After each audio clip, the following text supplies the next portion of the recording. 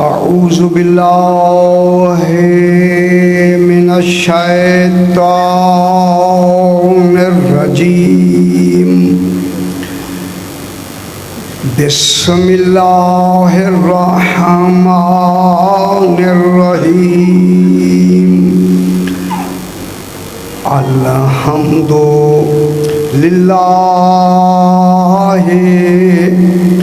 رب العالمین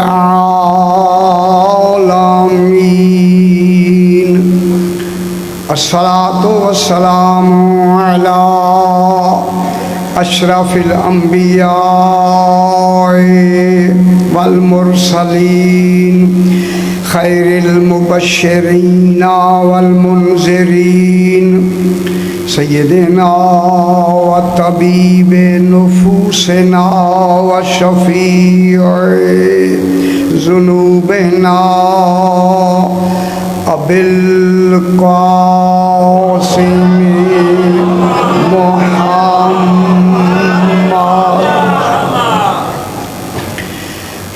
آلہ الطیبین الطاہرین المعصومین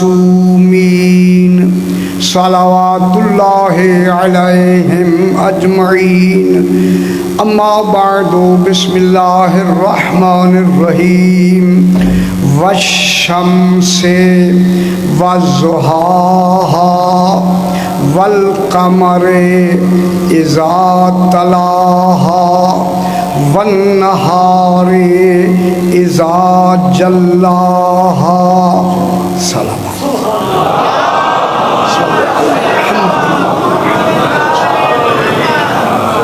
پھر بھی ذرا بلند تر سے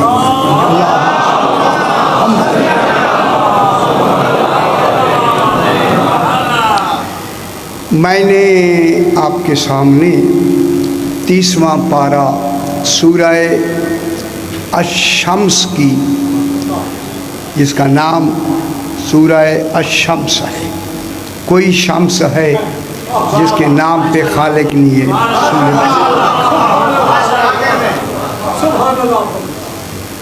انشاءاللہ یہ 14 دن اسی آیہ کریمہ کے تحت ہم بیان کرتے رہیں گے کہ اب وہ زمانہ نہیں ہے کہ ہر شے حجاب میں رہے۔ انشاءاللہ میں چاہتا ہوں کہ محمد و آل محمد کی جو حقیقتیں پوشیدہ ہیں وہ اب پوشیدہ نہ رہیں، نمایاں ہو جائیں۔ یہ مضامین بہت مشکل بھی ہوتے ہیں اور سمجھنے بھی ہوتے ہیں۔ یہ جلدی گزر جانے والے مضامین نہیں ہیں کہ آپ جلدی سے گزر جائیں، بلکہ انشاءاللہ میں کوشش کروں گا کہ ہر مضمون بالکل اپنے اپنے معیار کے مطابق، اور یہ سمجھاتے ہوئے کہ 14 اللہ نہیں ہیں مگر ان کے بغیر اللہ سمجھ میں آتا بھی نہیں۔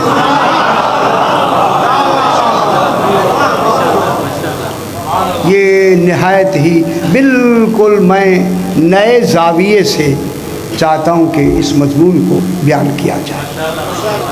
اس کے لیے بالکل ہماتن گوش ہو کے توجہ ہونا ضروری ہے۔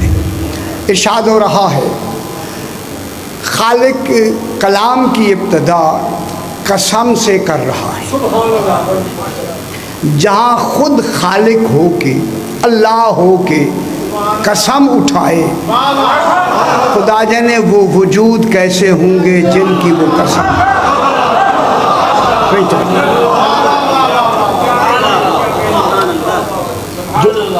جو اللہ خود اللہ ہو کے بھی جن کی قسم کھائے گا، ان کو ڈھونڈنا ہے کہ وہ وجود کون ہے۔ ظاہر میں کن کی لفظیں ہیں، حقیقت میں کون؟ اب خالق قسم سے ابتدا فرما رہا ہے، فرمایا کہ والشمس سے قسم ہے شمس کی۔ شمس ایک اسم ہے، اسم۔ قسم ہے سورج کی۔ بہت سے حضرات نے اس کا ترجمہ سورج کیا ہے، پھر ہم تشبیہات و استعارات میں آئیں گے۔ सूरज की कसम, कोई तो सूरज है, क्योंकि नाम जो सूरज शम्स रखा है, सूरज तो है, जिसके नाम पे अब ये देख रहे हैं कि यही सूरज है या कोई और सूरज। वो कौन है सूरज जिसकी खालिक कसम खा रहा है कि कसम है शम्स की, और सिर्फ सूरज की कसम नहीं, शम्स की कसम नहीं, वज़ुहाहा, उसकी रोशनी की भी कसम है। जिसकी रोशनी लाए के कसम हो, वो वजूद कैसा हो। तो जो कसम है शम्स की और ज़ुहाहा, ये कमाल है कसम में कि वजूद की भी कसम और कमाल की भी कसम। लगता ऐसे है जैसे वही वजूद है, वही कमाल है। अभी बहस करेंगे। कसम है शम्स की और उसकी रोशनी की, और दूसरी कसम है वल कमरे इज़ा तलाहा, और कसम है चाँद की जो उस सूरज के पीछे पीछे बिला फासला था। और अब ढूंढना है कि वो सूरज, वो चाँद कौन है। वल कमरे इज़ा तलाहा, कसम है उस चाँद की जो उस शम्स का ताली बन के आता है। ते अलिफ लाम ली ताली कहते हैं, पीछे पीछे बगैर फासले के आना, यानी जब से शम्स होगा बिला फासल उसका वजूद मौजूद होगा, और जब से वो होगा तब से कमर भी होगा। नाम वो सूरज के नाम से होगा और ये कमर के नाम से होगा। और उसके बाद फरमाया वन्नहारे इज़ा जल्लाहा, कसम है दिन की, खुदा जाने वो दिन कैसा है। कसम है दिन की, कोई है दिन, सुभान अल्लाह। कसम है दिन की इज़ा जल्लाहा, जब वो ये दिन नहीं है कि कहीं रात भी हो, ये रात और दिन वाली दिन नहीं है। इज़ा जल्लाहा, जब वो पूरे आलमीन को रोशन कर दे। और ये फरमा रहे ढूंढेंगे वो दिन कौन सा। अगर यहाँ आज दिन है रात है तो कहीं दिन है, कहीं दिन है कहीं रात है, मगर ये वो दिन है जब दिन है फिर रात नहीं है। वे ढूंढे वो दिन कौन है। ठीक है, कौन है दिन जिनकी कसम खालिक खा रहा है, और कौन है वो चाँद की खालिक कसम खा रहा है, कौन है वो सूरज जिसकी खालिक कसम खा रहा है। बस यहीं से मैं बात को शुरू करते हैं, इंशाअल्लाह 14 दिन बाद शुरू होगी। ऐ अल्लाह, अगर यही चाँद है, यही सूरज है जिनकी तू कसम खा रहा है, अगर यही सूरज मुराद हैं, जिन सूरजों को गहन लगता है, गहन लगने वाले सूरज की कसम नहीं हो सकती।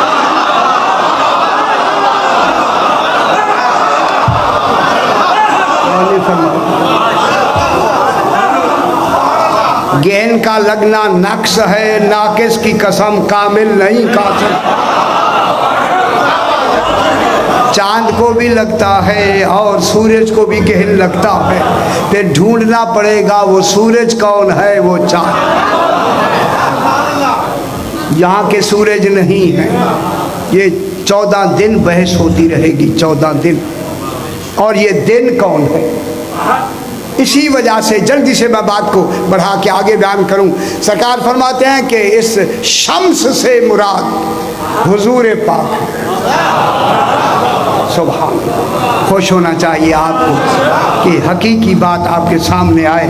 जो तफसीर बातिनी है मासूमीन अलैहिस्सलाम से, शम्स से मुराद हुजूर वो भी बाद में आए, सारा ये सारे एक ही है कि शम्स से मुराद सरकार दो आलम हैं और चाँद से मुराद अमीरुल मोमिनीन।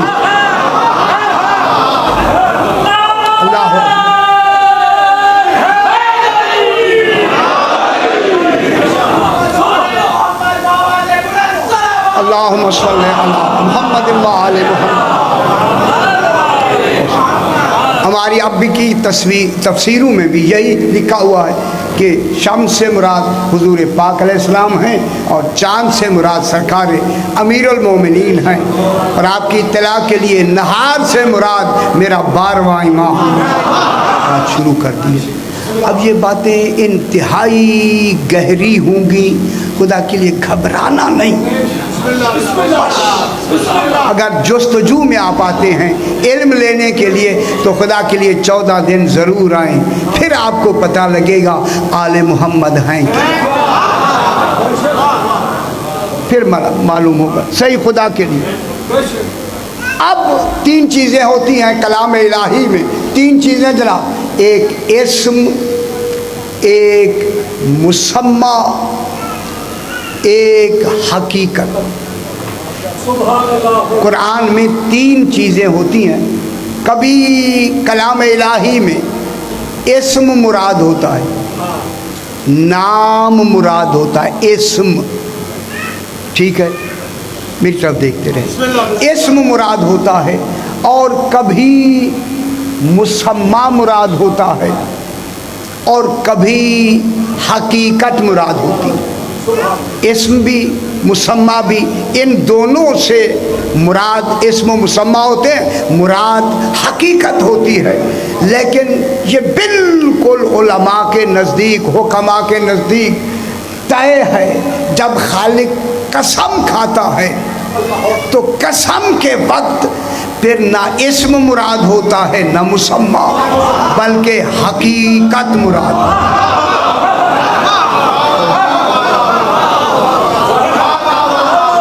जब भी वो कसम खाता है वहाँ ना इस्म मुराद होता है ना मुसम्मा मुराद होता है।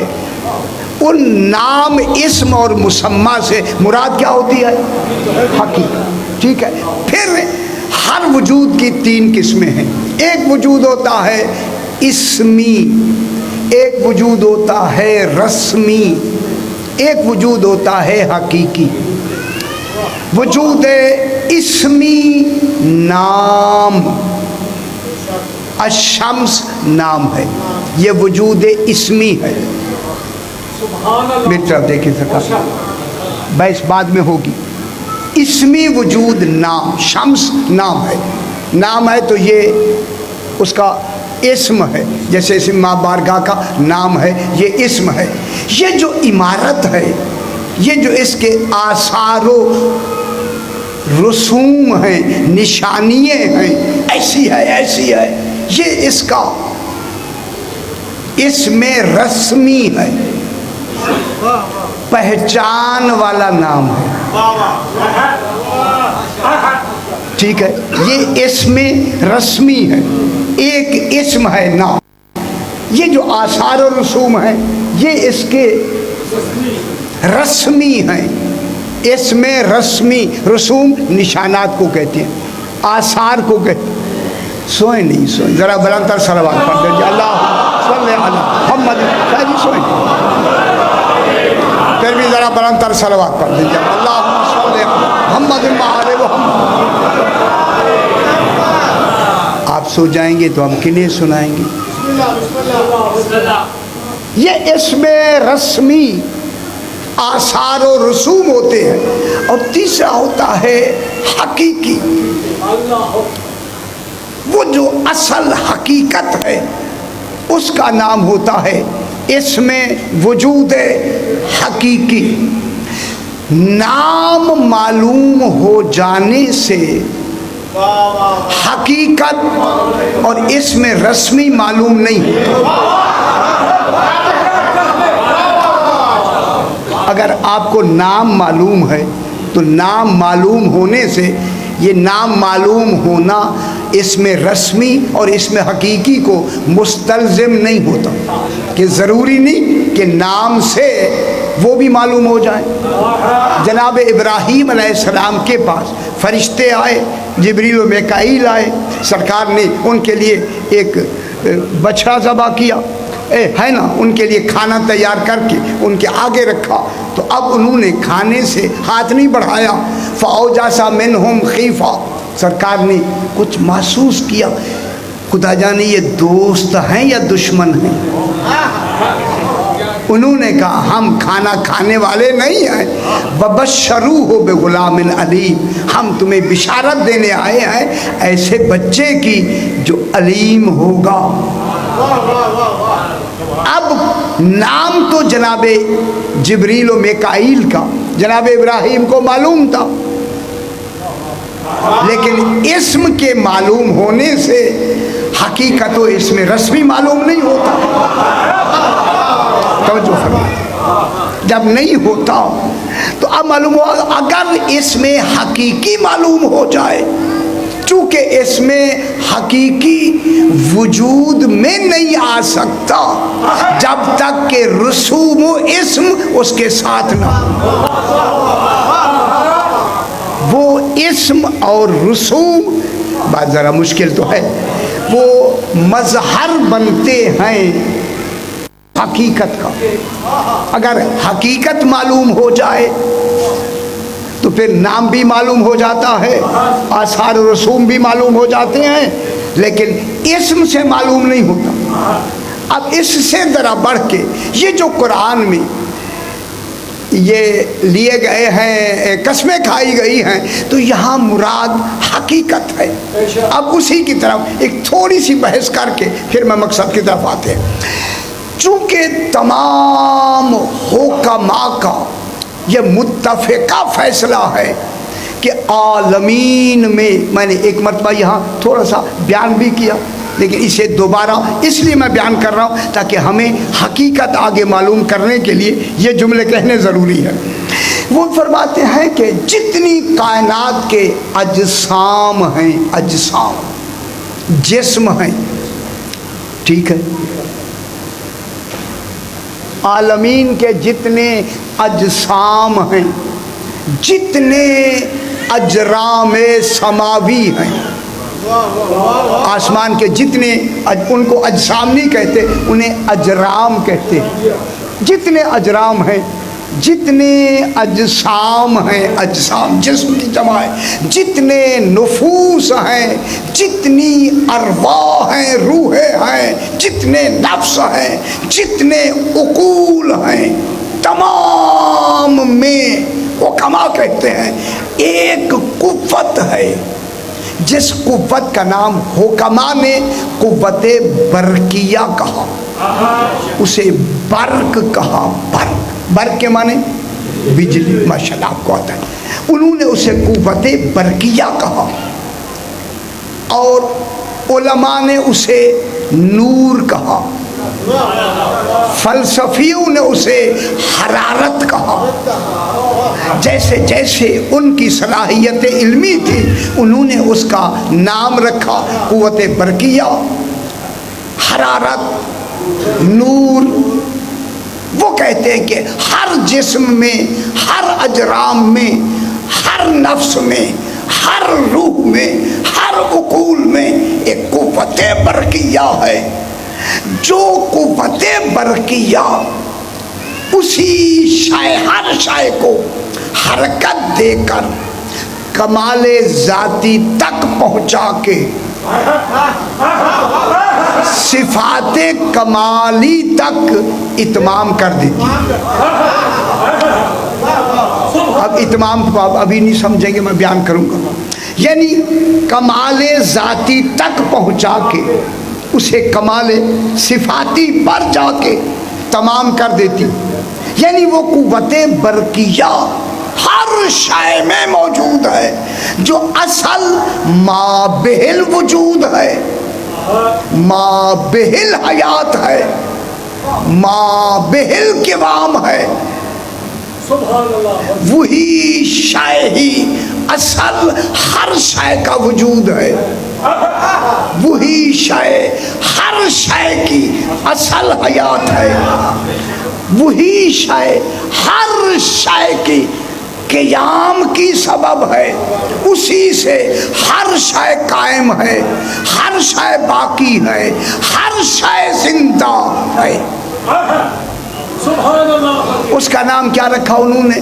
قوت برقیہ۔ گھبرا تو نہیں رہے؟ یہ جب تک ایسے نہیں سنائیں گے حقیقت آگے سامنے نہیں ہے، ٹھیک ہے نا؟ ہاں یہ مشکل ہے۔ اللہم صلی علی محمد و آل محمد۔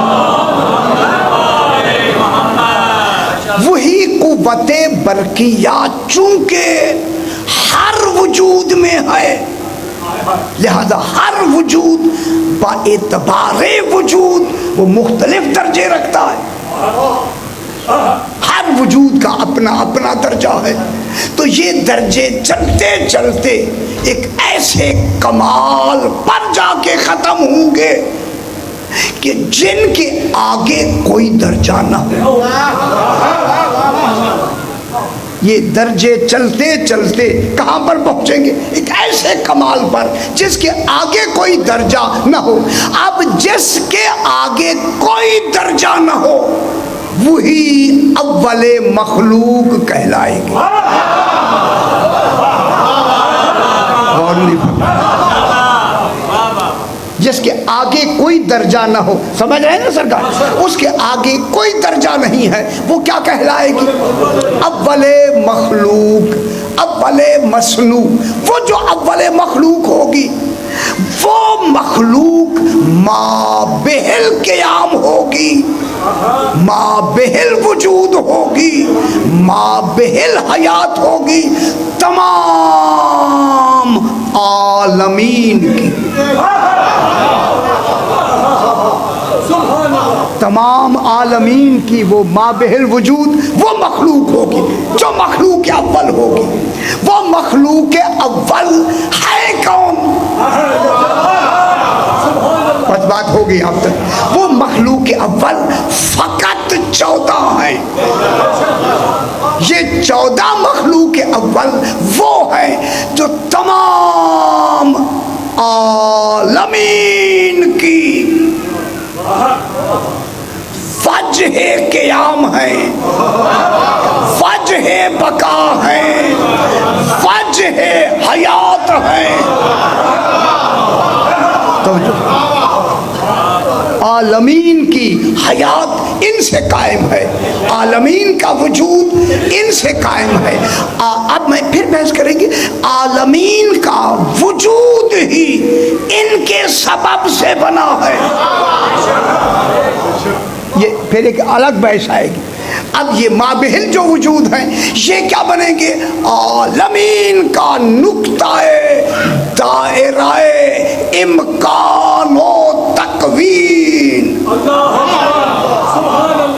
تمام عالمین کے ہونے کا، وجود کا نقطہ دائرہ کون بنیں گے؟ آل محمد۔ اب حکماء نے اس قوت کا نام کہا قوت برقیہ، حرارت۔ اب قرآن اسی قوت برقیہ کو قرآن ملکوت کہتا ہے۔ قرآن نے اس کا کیا نام رکھا؟ ملکوت۔ سبحان الذی بیدہ ملکوت کل شیء۔ سبحان ہے وہ ذات جس کے ہاتھ میں قبضہ قدرت میں ہر شے کی۔ میرے خیال بات اچھی نہیں لگ رہی، کیوں؟ ہر شے کی ملکوت اس کے قبضہ قدرت میں ہے۔ وہ خزانہ ملکوت کون ہے؟ فقط 14۔ اس پورے ملکوت کا خزانہ کون ہے؟ 14۔ یہ 14 خزانہ ملکوت ہیں، منبع ملکوت ہیں، مرکز ملکوت ہیں، حقیقت اشیاء عالم ہیں۔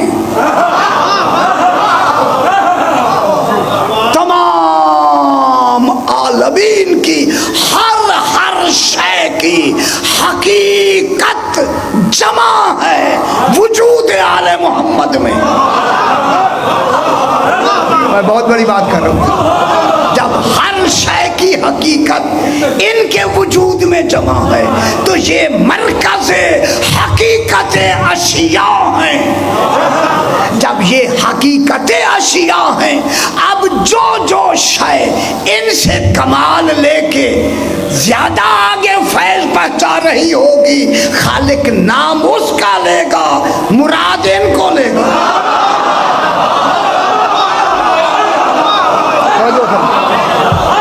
ابھی وجہ تشبیہ آئی. چونکہ شمس ان کے نور سے بنا ہے، جس کی افادیت عالمین میں پھیلی ہوئی ہے، ان سے بنے ہوئے کا نام سمجھانے کے لیے لیا. سورج کتنی افادیت پہنچا رہا ہے، لیکن یہ بنا کن سے ہے؟ ان 14 کے وجود سے. جب بنا ہوا اتنا فیض دے رہا ہے تو مرکز فیض، اسی لیے خالق ابھی آئے گا. بات سمجھ آ رہی ہے نا؟ چونکہ شمس، ابھی بحث کریں گے، سورج ان کے وجود سے بنا ہے، لہذا سورج کا جو تاثر ہے اس وقت، چونکہ وہ فیض پہنچا رہا ہے. یہ فیض کہاں سے مل رہا ہے ان کو؟ کوئی تو وجود ہے جن سے یہ فیض لے رہا ہے. حقیقی وہ مرکز فیض ہے. اگر وہ مرکز فیض نہ ہو تو لہذا جب اللہ قسم کھائے گا نام ان کا لے گا، مراد حقیقت ہو. مراد کیا ہوگی؟ حقیقت. اب جناب اسی کو بات کو پھر آگے بڑھاتے ہیں. ایک ہوتا ہے جناب ذریعہ وجود اور ایک ہوتا ہے غایت وجود. آپ کہیں گے یہ مشکل پڑتا ہے، لیکن ایسے پڑھے بغیر بات سمجھ نہیں آتی. ٹھیک ہے،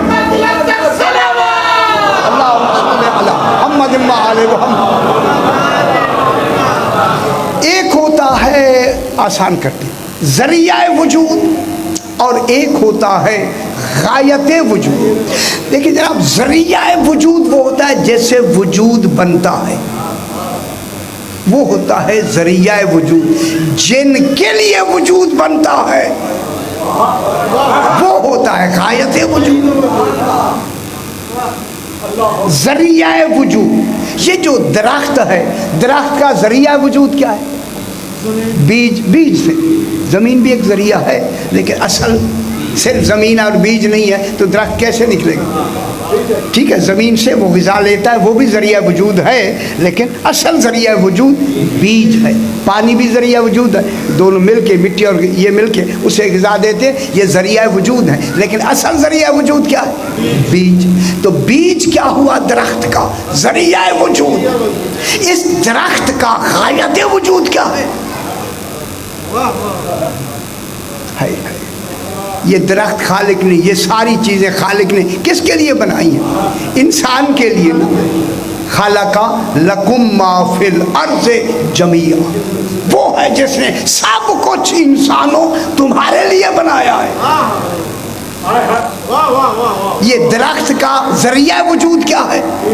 بیج. غایت وجود کیا ہے؟ انسان. بات سمجھ آئی یہاں تک؟ ذریعہ وجود بیج، غایت وجود انسان. انسان کا ذریعہ وجود والدین. غور نہیں فرما، یہ علم منطق فلسفے میں ویسے ہوتی ہے. یہ جو انسان ساری شے بنائی انسان کے لیے، ہر شے غایت بنی. انسان ہر شے کی غایت انسان ہے. انسان کی غایت کیا ہے؟ انسانوں کو کیوں بنایا؟ اب انسان کا ذریعہ وجود ہے والدین. ہمارا ذریعہ وجود کون؟ انسان. آنکھ اول مخلوق ہے، اعلیٰ مخلوق ہے خالق کی. اس انسان کا ذریعہ وجود کون ہے؟ والدین. غایت وجود کون ہے؟ محمد والے محمد. غور نہیں فرمایا. اللہ نے والدین کو ہمارا ذریعہ وجود بنایا. غایت وجود ہیں محمد والے محمد. پہلے ہم انہیں پہچانیں گے. صحیح توجہ فرمائے. میں بہت بڑی بات میرے صاحبان علم تشریف رکھتے ہیں. اللہم صلی علی محمد وعلی محمد. میرے آپ بھائی بزرگ تشریف فرما ہے. دیکھیں ہمیں اللہ اپنی توحید منوانا چاہتا ہے. ہم توحید کو مقام توحید ہم نے دینا ہے ماننے میں. ماننے میں ہم نے توحید کو وہ مقام دینا ہے جو توحید اپنے لیے ہم سے منوانا چاہتا ہے. لیکن وہ منوانا ہم ڈائریکٹ مان نہیں سکتے اسے. لہذا اللہ نے اپنے اس مقام توحید کو منوانے کے لیے آل محمد کو بنایا. ان کو ہم وہ مقام دیں گے جو ان کا مقام ہے. محمد و آل محمد علیہ السلام کو ان کا ہم مقام دیں گے تب مقام توحید تک پہنچیں گے. اگر ہم انہیں ناقص مانیں گے تو مقام توحید کہاں ہوگا.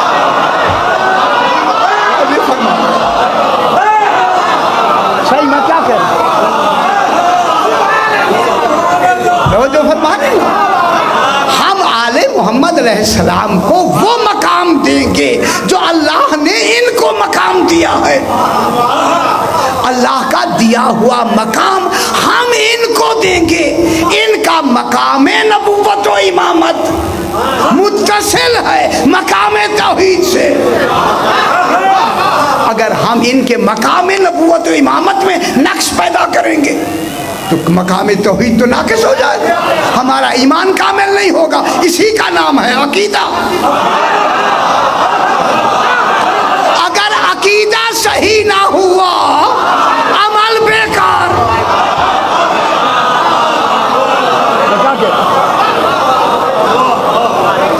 اور تو عقیدہ بہتر ہمارا بابا تب ہوگا جب ہم آل محمد کو مقام دیں گے نہ کہ اللہ کو.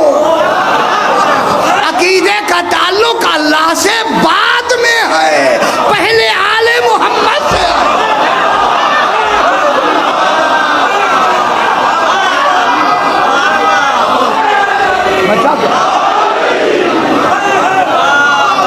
جنہوں نے بھائی جنہوں نے ہمیں توحید تک لے جانا ہے جب تک ہم انہیں نہیں پہچانیں گے تو وہ کیسا پہچانا جائے گا. ہماری غایت ہے غایت آل محمد. ہم نے انہیں پہچاننا ہے. پھر جو کچھ یہ کہیں گے اسے ماننا ہے.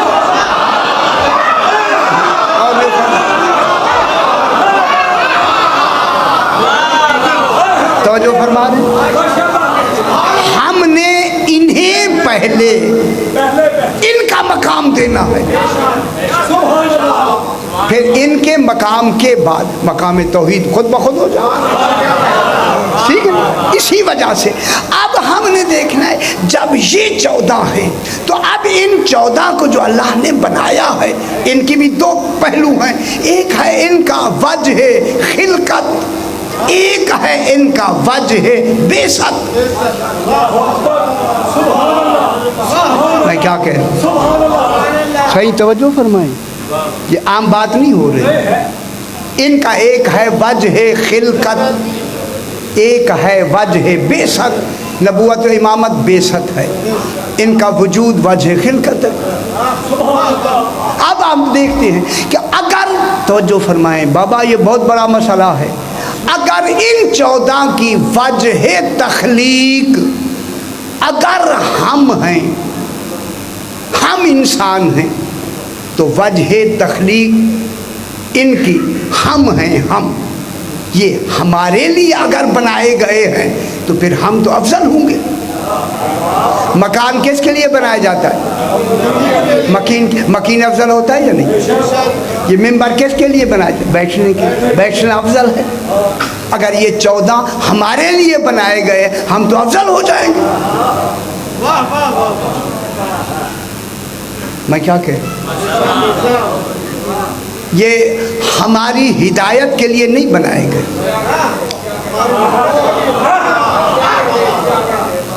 توجہ فرمائیں، یہ دنیا نے سمجھا نہیں ہے۔ ان کی جو، میری طرف دیکھیں بھائی، میری طرف دیکھیں، ان 14 کی جو وجہ خلقت ہے وہ دین و شریعت نہیں ہے، ہدایت دینے کے لیے پیدا نہیں کیے گئے۔ خالق نے انہیں بنایا ہے، پیدا کیا ہے اپنے لیے۔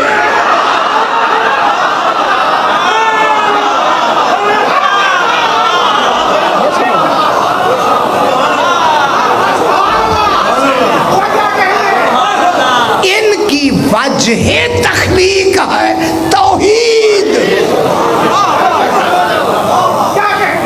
ان کی جو وجہ بعثت ہے وہ ہے ہمارے لیے۔ بات سمجھ آ رہی ہے؟ سمجھے نا، خدا کے لیے صرف نعرے لگانا نہیں مقصود، سمجھنا بھی تو ہے نا بابا۔ ان 14 کو جو اللہ نے پیدا فرمایا ہے یہ اپنے لیے پیدا کیا ہے، لہذا وجہ خلقت کون بن جائے گا؟ اللہ۔ اللہ افضل ہوگا یا نہیں؟ عالمین سے افضل کون ہے؟ آل محمد سے فقط اللہ افضل ہے، ہم تو مفضول ہیں، ہمارے لیے تو نہیں پیدا ہو سکتے۔ سبحان اللہ، میں کیا کہہ رہا ہوں، غائب ذوالغائب سے افضل ہوتی ہے یار۔ آل محمد کے اگر حل عبدالعلی ہلوی نے ایک لفظ لکھ کے میری ساری مشکلات حل کر، ایک لفظ، خدا کی قسم ایک لفظ سے۔ وجود غایت کے لحاظ سے وجود کی 2 قسمیں ہوتی ہیں، وجود شے فی نفس ہی لنفس ہی، صحیح، وجود شے فی نفس ہی لنفس ہی، اور دوسرا وجود ہوتا ہے وجود شے فی نفس ہی لغیر ہی۔ یہ جو وجود آل محمد کے 2 وجود ہیں، 2، آج ایک پہلے وجود کو بیان کرنا، یہ جو لغیر ہی والا وجود ہے یہ ہے ہمارے لیے، جو ان کا وجود نفس لنفس ہی ہے وہ ہے توحید کے لیے۔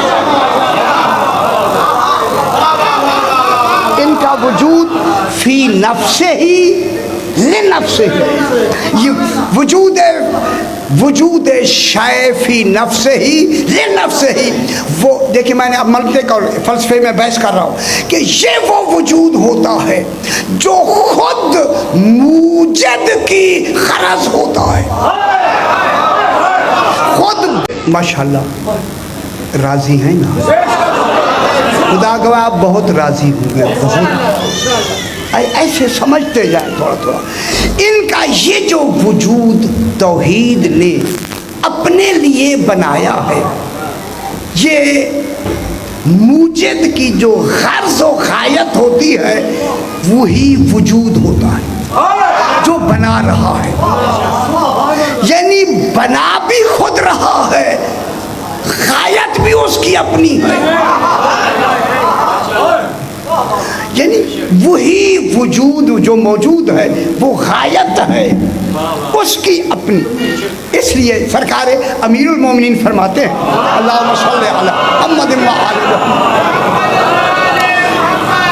کان اللہ ولم یکن معہ شیء، قربان ہو جائیں، جو اپنے سے پہلے کی باتیں بتائے اسے علی کہے۔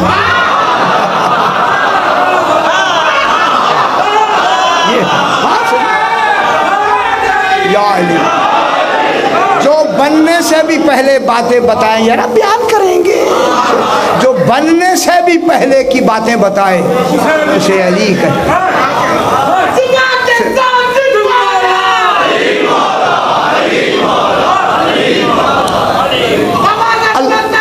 اللہم صلی علی محمد و آل محمد۔ فرمایا کہ اللہ تھا متفرد و واحد احد، کوئی شے اس کے ساتھ کوئی شے تھی نہیں، احد بھی تھا متفرد بھی تھا، یعنی جس کا ایک ہونا فرض بھی نہیں ہو سکتا، ایسا متفرد تھا۔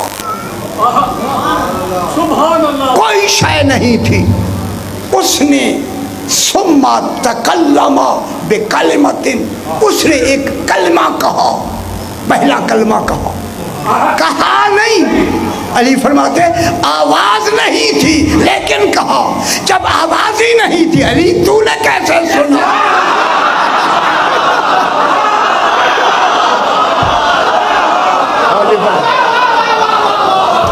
میں کیا کہتا ہوں؟ تکلمہ، کلام کیا، میں کیا کہہ رہا ہوں؟ یہ وہ حقیقتیں ہیں جو حقیقت ہی تو بتائے گی، جو حقیقت ہے وہی تو بتائے گی۔ اس نے تکلمہ بکلمۃ، اس نے ایک کلمہ کا تکلم کیا، آواز نہیں تھی، آواز بھی نہیں، اور ارادہ بھی عین ذات ہے۔ بحث کریں گے آپ، اس ایسی ویسے آئیں گے آپ دیکھیں گے صحیح، ارادہ بھی اس کا عین ذات ہے۔ تکلم بکلمۃ، اس نے ایک کلمہ کہا، زبان کے ساتھ نہیں، ندا نہیں، آواز نہیں، کہا، فصارت نوراً، وہ ہمارا ہی نور بن گیا۔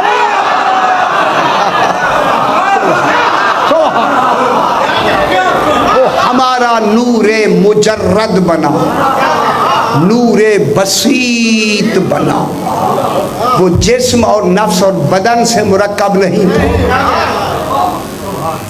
میں سے ایک لفظ کہوں جو فلسفی جین اور منطقی جین نے، اس اخلاقی جین نے اسے کہا، جواہر مفارقہ، ہر شے سے دور جوہر تھا ہمارا وجود، جو ذات اور فعل میں مادے سے بے تعلق تھا۔ کون نہیں فرما رہے؟ یعنی ذات بھی تھی، مادی نہیں تھی۔ میں کیا کہہ رہا ہوں؟ ذات تھی، ذات، مادی بھی نہیں تھی۔ پھر ذات تھی، مادی نہیں تھی، فعل تھے مگر وہ مادے کے محتاج نہیں تھے، ان کی ذات مادی نہیں۔ پھر افعال مادی کہاں ہوں، مادے کے محتاج نہیں ہے۔ توجہ فرمائیں، ان کا جو اولین جسم جو اللہ نے وجود اپنے لیے بنایا ہے، وہ جسم روح سے مرکب، بدن سے مرکب نہیں ہے، وہ ایک نور مجرد تھا، ذات بھی مادی نہیں تھی، افعال بھی مادے سے بے تعلق تھے، یہ دیکھ رہے تھے، آنکھیں نہیں تھی،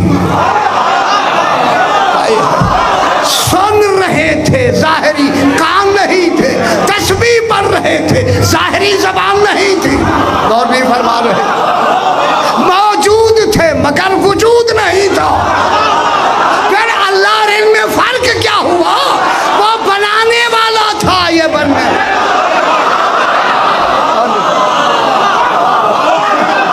کیا فرق؟ یہ مادے سے بے تعلق تھے۔ میں کیا کہہ رہا ہوں؟ بھائی باتیں چاہیں گی نا یار، وہ بہانے دینا۔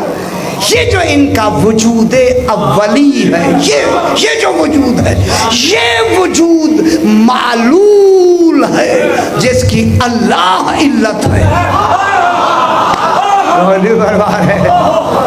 پھر ماننا پڑے گا آل محمد کا وجود نطفوں سے نہیں بنتا۔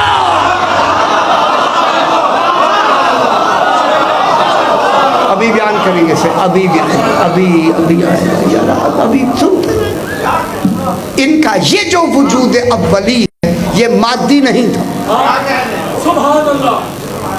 کیا تھا یہ؟ ایک نور محض، نور مجرد، कमालात, कमालात बिलफेल,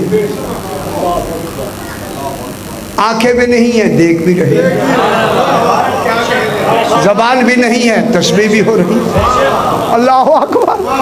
सही जबान भी ज़ाहिरी जबान नहीं है। जरा तसव्वुर करें ना, जब जबान ही नहीं है तो इनको जगह की क्या जरूरत है? वजूद रख के भी लामकाम, महल नहीं है, जगह नहीं है, मकाम नहीं, सही नहीं है। मैं क्या कह रहा हूँ आपसे, महल कहाँ है? अब ये जो इनका वजूद है, ये वजूद है अल्लाह के लिए बना। ये अल्लाह में, ये जो अल्लाह ने वजूद अपने लिए बनाया है, इसलिए बनाया है कि वो तो खुद एक कमाल है। अपना हर कमाल वो खुद जाहिर नहीं कर सकता। इनको अपने कमाल में शरीक नहीं बनाया, मजहर बनाया।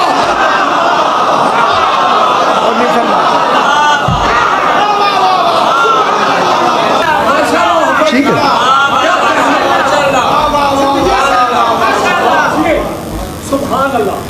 अब ये जो क्या थे, ये मजहरे कमालाते इलाहिया।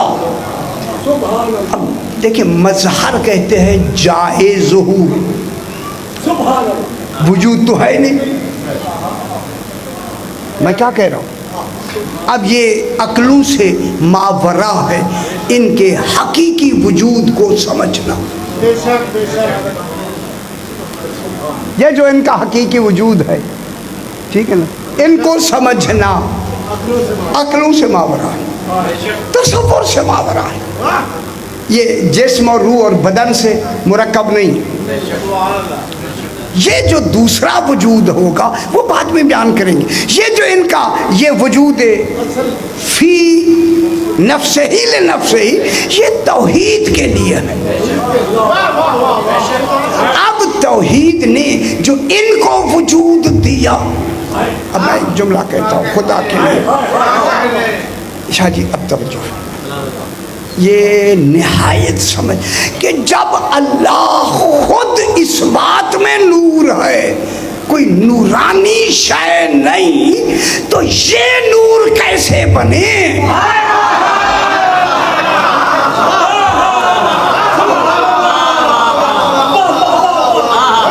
सही फरमा, अल्लाह कोई नूरानी वजूद का नाम नहीं है,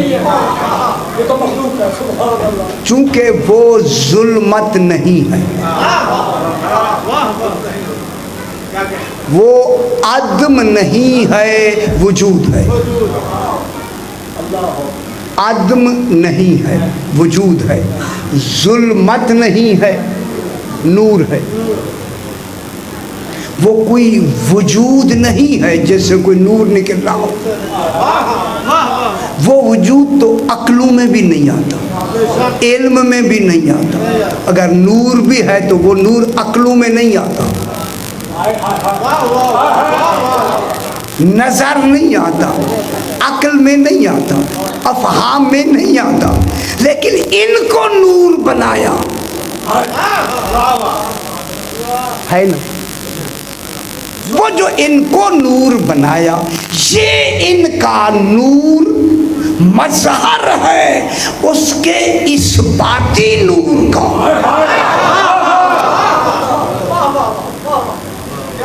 अच्छा जी, मैं क्या कह, और उसका जो असल वजूद है क्या? अल इल्म, अल इल्म नूर, इल्म नूर है। ये जो इल्म है, इल्म क्या है? एक रोशनी का नाम है, एक नूर का नाम है।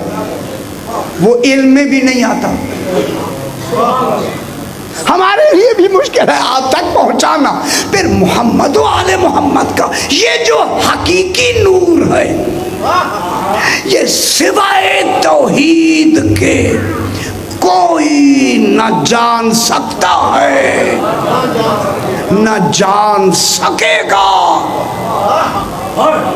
یہ نور مظہر ہے اللہ کے اس ذات کا جو ذات عین علم ہے، عین قدرت ہے، یعنی جو عین اس قدرت میں ہے وہی سارے کمالات باعتبار مظہر علم میں موجود ہے،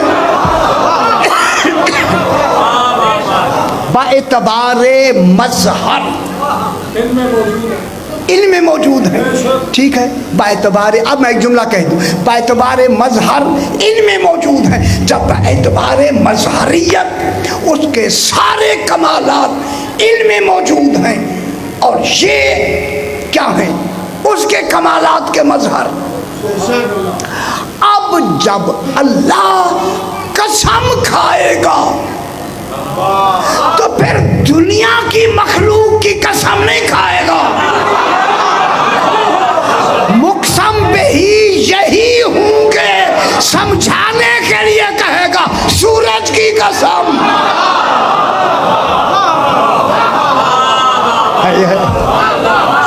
صحیح توجہ، یہ کیوں کہے گا؟ سمجھانے کے لیے، چونکہ سورج بعد میں کل بیان کریں گے، چونکہ سورج ان کے وجود سے بنا،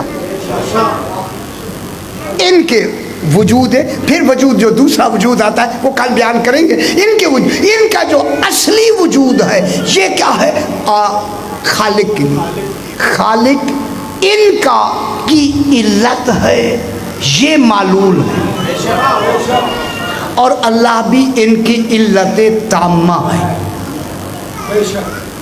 جب علت تامہ ہے تو علت تامہ میں شرط یہ ہے کہ جب سے علت تامہ ہو، معلول کے وجود میں تاخیر ہو تو پھر علت ناقصہ ہو جائے۔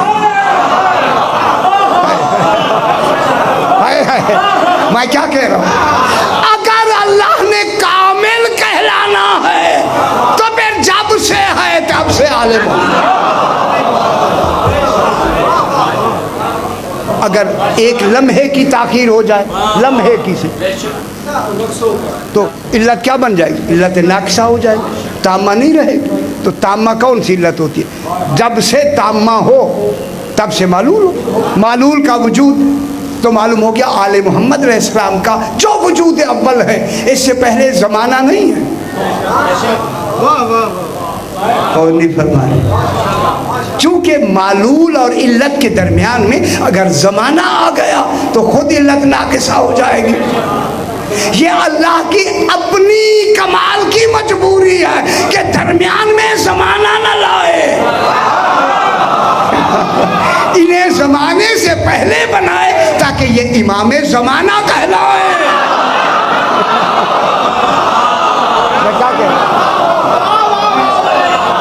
یہ اللہ کی نقص کی مجبوری نہیں، یہ اللہ کی کمال کی وجہ سے ہے۔ وہ کمال ہی ایسا ہے کہ آل محمد کو اس وقت سے بنائے، ابھی وقت ہی نہ ہو۔ آل محمد اب جن کے ہونے میں اور اللہ کے درمیان میں زمانہ نہ ہو، انہیں آل محمد۔ اب نہ کہا کریں کہ آل محمد کب سے ہے، کب تو زمانے میں آتا ہے، کب کس میں آتا ہے؟ صحیح، زمانے میں آتا ہے۔ جملہ کہہ دوں، جبریل زمانے میں آتا ہے، زمانے والا کیا جانے پہلے والا کہو۔ جبریل کا تصور ہی لے، اگر بعد میں آنے والا پڑھانے میں ان کا محتاج ہو جائے تو پھر بنانے والا اللہ کہاں ہے؟ کامل ناقص سے اگر پڑھوا دے کامل کو تو پھر بنانے والا کامل ہوگا یا ناقص ہوگا؟ وہی کامل، بس وقت زیادہ نہ لے، صحیح زیادہ وقت نہ لے، بس تھوڑی سی بات۔ چونکہ آج میں امام زمانہ علیہ السلام کا مجھے حکم ملا ہے کہ ایک واقعہ ضرور سنائے، کافی ہے، آگے پھر بات لمبی ہو جائے۔ یہ جو کچھ میں نے عرض کیا سمجھ آئی؟ آج آزما خدا کے لیے یہ درس ہیں، مجلس بھی، درس بھی، محفل بھی، اسے ایسے سمجھے کہ آپ زندگی میں پہلی مرتبہ سن رہے اور ایسے یاد رکھیں، ایسے پھر مقام آل محمد جب عقیدے میں صحیح ہو جائے گا، مقام توحید صحیح ہو جائے گا، پھر جنت واجب ہو جائے گی۔ عقیدہ صحیح ہے، جنت واجب، جنت واجب یا نا واجب، یا آپ یہاں مستحب کام کرنے نہیں آتے، واجب کام کرنے، عقیدہ صحیح کرنا واجب ہے۔ بس یہ محمد کاظمی کہتے ہیں کہ میں، یہ شیخ مرتضی انصاری جو رسائل مقاصد کے استاد بھی تھے، ان کے یہ شاگرد ہیں، یہ فرماتے ہیں کہ میں نجف اشرف میں ہوں، خیال آیا کہ کیوں نہ امام زمانہ سے ملاقات کی جائے، اللہم صلی علی محمد و آل محمد۔ چل، یہ کہتے ہیں کہ میں نے امام زمان علیہ السلام کے لیے بڑی کوشش کی مگر ملاقات نہیں ہوئی، آخر میں مسجد صالح میں آیا اور وہاں بھی میں نے بہت کوشش کی مگر وہ ملاقات نہ ہوئی۔ مجھے کسی نے کوفے میں کہا کہ ایک آدمی ہے جو سبزی بیچتا ہے کوفے میں، وہ امام زمانہ سے متوسل ہے، میں نے کہا کہ اس سے رابطہ کروں۔ اب اس سے رابطے کے لیے میں گیا اور اسے دیکھا، اس کے ساتھ رہو رسم پیدا کیے، دکان پہ گیا، کوئی چیز خریدی، بیٹھا، ایسا ایسا مراسم ہو گئے۔ ایک دن جو میں مسجد صالح میں آیا تو اسے انہوں نے مجھے بتایا کہ میری امام زمانہ علیہ السلام سے متوسل ہے۔ میں نے کہا ایسا پوچھو تو کیسے پوچھوں؟ یہ کہتا ہے کہ میں جب مسجد صالح سمجھتی ہے نا، وہاں شب بدھ کو امام زمانہ کی آمد ہوتی ہے، کہتا ہے میں اتفاق سے وہاں گیا تو یہ مجھے مل گئے، یہ صاحب مجھے ملے، جب ملے تو میں بڑا خوش ہو گیا کہ ان سے جو بات میں نے پوچھنی ہے وہ بھی پوچھ لیتے ہیں۔ وہ مسجد صالح سے فارغ ہو گئے، مسجد کوفہ میں آئے۔ جب مسجد کوفہ میں آئے ہم نے عمل شمل کر لیے، کر کے میں نے انہیں کہا آپ کو امام زمانہ سے ملاقات کیسے ہوئی؟ اچھی بات ہے، کیسے ملاقات ہوئی؟ وہ فرماتے ہیں کہ بھائی ایسے ہوئی کہ میں بڑی طلب میں تھا کہ امام زمانہ علیہ السلام سے کسی طریقے سے ملاقات ہو جائے۔ ایک دن منگل کے دن میں اپنے گھر سے نکلا کہ شب بدھ وہاں مسجد صالح میں جانا ہے، انتہائی بارش، سخت سردی، میں مسجد صالح میں مغرب کی غروب ہوا تو میں مغرب میں پہنچا، جب میں گیا تو مغرب میں کوئی آدمی نہیں، بالکل کوئی بشر نہیں۔ میں نے کہا جلدی جلدی میں مغرب کی نماز پڑھ لوں۔ اب تو کوفہ ذرا یہ کوفے سے ہٹ کر تھی، آبادی سے ذرا دور، 2-3 منٹ اور زحمتیں انشاءاللہ تمام ہوتی ہیں۔ تو یہ کہتے ہیں کہ میں وہاں گیا تو کوئی آدمی نہیں، لیکن میں نے کہا اچھا جلدی جلدی میں مغرب کی نماز پڑھ لوں اور عشاء کی باقی تاکیبات مسجد کوفہ میں، وہاں تو آبادی ہے۔ یہ کہتا ہے کہ میں ابھی پڑھ ہی رہا تھا تو میں نے محسوس کیا کہ روشنی ہو گئی اور وہاں چراغ بھی نہیں ہے، روشنی چراغ سے بھی زیادہ ہے، مگر میرے ذہن و گمان میں نے خیال کیا اچھا ہے کوئی زائرین آ گئے ہیں، لہذا چلو رونق ہو گئی۔ جب میں نے جلدی فارغ ہوا تو میں انہی کی طرف گیا تو میں نے دیکھا ذیشان انسان ہے جو عبادت میں مصروف ہے۔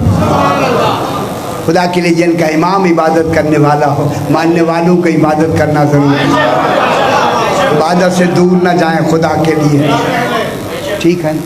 میں نے دیکھا ایک ذیشان انسان عبادت میں مصروف ہے، مگر قریب گیا، میں نے بھی جو پڑھنا تھا وہ پھر میں نے بھی شروع کر دیا۔ خیال آیا اگر یہ میرے ساتھ مسجد کوفہ چلے تو بہت اچھا ہے۔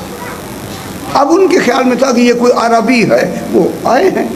یہ کہتا ہے جو ہی میں فارغ ہوا تو انہوں نے کہا اچھا یہ بھی پھر بھی نہیں سمجھے، اچھا تمہارا ارادہ ہے کہ میں تمہارے ساتھ مسجد کوفہ چلوں؟ یہ کہتے میرے دل کی بات، ہاں صحیح، میں تو آپ کو چاہتا ہوں کہ چلیں۔ اچھا اب جو ہم باہر نکلے بارش ہو رہی تھی لیکن احساس ہی نہیں کہ بارش ہو رہی ہے، نہیں ہم جا رہے ہیں بالکل جگہ صاف، نہ کوئی بارش کا امکان ہے، خشک بالکل۔